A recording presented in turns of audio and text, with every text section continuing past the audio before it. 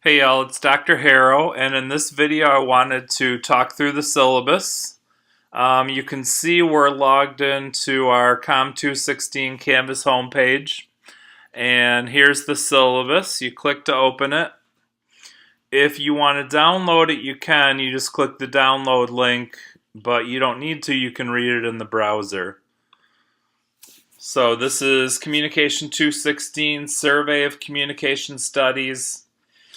And you can see the description of the course. Essentially, we're studying theories of communication that help us understand at different levels. And the learning outcomes you can read there. But as I explained, I think in the welcome video, this is primarily designed for comm majors. Although, as I said, because of the way the book is set up, engineering students, or really anybody, should benefit from the class. The only difference is that it's more theory focused instead of practice focused or skills focused. This is how I'd like you to communicate with me. This might seem a little strange, but teaching online, I receive a lot of emails or messages every day. And so if you follow this flow, it will help me out quite a bit. So the first thing is Common Course Questions, which is a discussion. You click the discussion tab and it's pinned to the top. Everybody can see this, and it functions as if we were in class together and you asked a question. Or we were in class with a couple of other students who waited around and you asked a question. So this is for public questions that other students would benefit seeing. And one of the nice things about it is you may not know you have a question until somebody asks it. So if you check in here maybe once a week or twice a week, even if you don't have a question, that would be smart. And if you do, please come here to ask it. Now, after you've taken a quiz, posted a discussion, or taken an exam and submitted those, if you have questions or comments about them, you talk to me in the assignment comment box. And as it says there, you click grades, scroll down and click the assignment title. It'll take you to the assignment page with a comment box in the right pane. Type anything you want there. And essentially what the difference is, if you email me directly, I have to read your email. I have to get out of the email and go to the class. I have to find your assignment, and then I can look and see the answer to your question. But then I have to go back to the email and answer the question. So it's not very intuitive to do it that way. When you leave an assignment comment, I get an email with a link. I click the link and it takes me right to the assignment. I can look at the assignment, answer you in the comment section. If you have more questions or comments, you respond back below, and we'll keep going back and forth until we straighten it out. Finally, if you have private things you want to talk about or personal questions, use Canvas email. But if you email me about things that should go in the CCQs or the assignment comments, I will tell you that. So you should only use Canvas email if you want to talk about something other than clarifying things about the class or an assignment.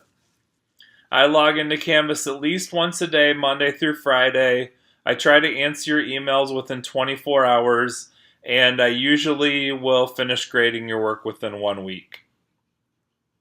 Here are the materials.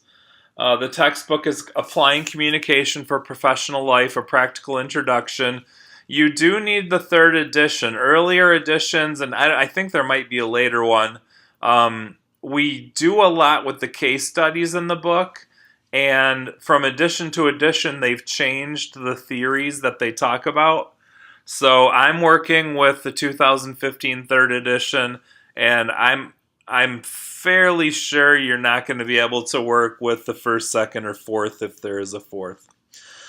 The other thing I wanted to mention, you can buy a used book, but make sure it's the 3rd edition. And if you buy the book, keep in mind the speed of shipping. If you buy a book on Amazon and you're not careful, you're going to select media mail, which is the cheapest shipping option, but it can take up to 2 weeks to get to you. So I would definitely use 2-day shipping and make sure you get it on time. Or if you can, just go to one of the bookstores and get it there. You need to have access to a computer and you need to be able to connect to the internet. And I strongly suggest you don't work on the class on a phone or a tablet. I do all my work on a laptop, and I have no clue if the Canvas app works. These are the browsers that Canvas supports, and these are the skills you need to be successful in the class. And essentially what you're going to do is navigate the Canvas website. You're going to attach, upload, or copy and paste things that you write, and you're going to take quizzes and submit them. And so those are the skills that you should have. And if you don't have those, we need to work on that, because that's you need to be able to do that. These are the things excellent students do. I'm not going to read this list to you, but one thing you'll notice, it says study rubrics, and for every discussion there's a rubric, and they're pretty much all the same. One might be a little different, but it tells you exactly how I'm going to grade your discussion post and your responses to your classmates. And so I would strongly suggest you look at the other helpful stuff module and the rubric itself so you can kind of see what I'm looking for. The class is based on 700 points. And I'm not going to read this to you, but you can see there's a syllabus quiz. You can take it as many times as you want, which means you should get a 10 out of 10. This will help you get familiar with the quiz function in Canvas if you have not taken quizzes on Canvas before. Chapter quizzes are worth 15 points.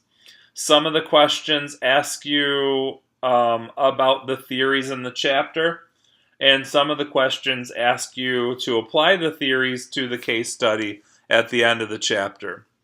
And you should notice that there is a resource for you to explain to you how I think you should read the book, study, prepare for the quizzes, etc., and the other helpful stuff module.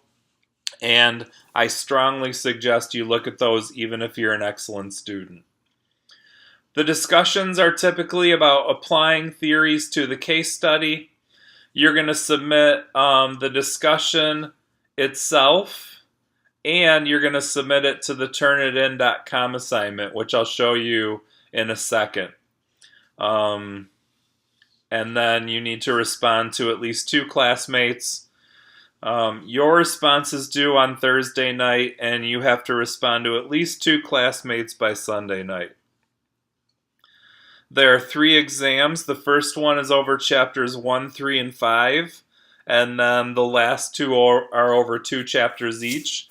There are objective answer questions, which are no more than half of the exam, and then there are short answer and essay questions, which are 50 to 70% of the exam. And then finally, you'll write a paper, which I'll give you more information about later.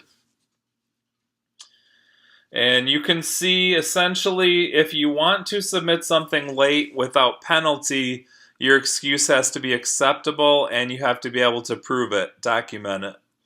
If you don't do that, late exams equal -20, late discussions equal -5, and quizzes are only made up if you have an actual acceptable excuse. And finally, there's the withdraw policy. We can't withdraw you from classes anymore. I don't know if that's really even necessary to say anymore, but there you go. And then there's some stuff, CSN policies. That's not really my area. All right, so let's go back to the home page and, the Turnitin assignment. So this is what you're going to do. You're going to go to Chapter 1, Discussion. You're going to read the writing prompt. Other than succinctness, which of the criteria is most applicable to evaluating EET? You're going to answer, by Wednesday night, not Thursday night. And you're going to submit your answer here. So you're going to click reply and submit your answer. you're also going to respond to at least 2 classmates, and as you can see, there is a discussion about how to write exams and discussions in the other helpful stuff module. So once you finish the discussion, click reply, submit it here, click next, click load chapter 1, turn it in a new window, and then submit your discussion, the exact same thing you just submitted in the discussion here. This just helps me see if there are any potential plagiarism issues, and it also, I think, should let you look at your score and your similarity report so you can see if you have some problems with plagiarism.